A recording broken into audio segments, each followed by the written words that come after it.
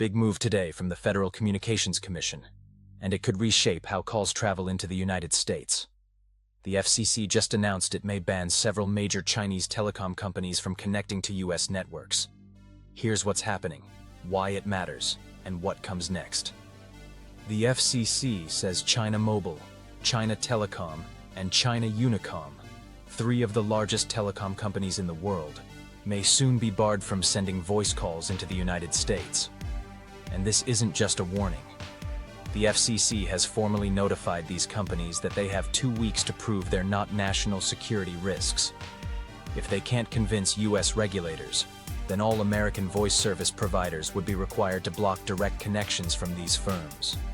That means calls routed through these companies would no longer be accepted directly into US phone networks. So why target these three companies?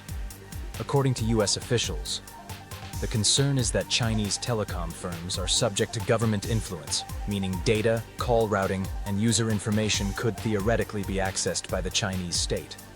The FCC says it has national security concerns and claims the companies haven't shown they can operate independently of foreign government control. This move builds on several years of escalating restrictions on Chinese tech firms, including Huawei, ZTE, and others banned from US infrastructure. For the average person, this likely won't affect day-to-day calling, at least not immediately. Most US carriers already avoid routing through these companies.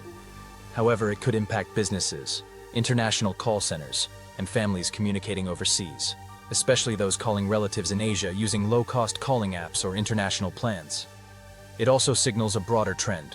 The US is tightening control over any piece of telecommunications equipment or service it sees as a potential vulnerability. So what happens now? The three Chinese companies have 14 days to respond, submit evidence, and convince regulators they're not security risks. If the FCC isn't satisfied, the ban goes into effect, and the United States will have taken one of the most aggressive steps yet in its technology rivalry with China. We'll keep tracking this story as it develops. This is a major escalation that could shape US-China relations for years. If you want updates as soon as they break, hit like, subscribe, and drop your thoughts below. See you in the next one.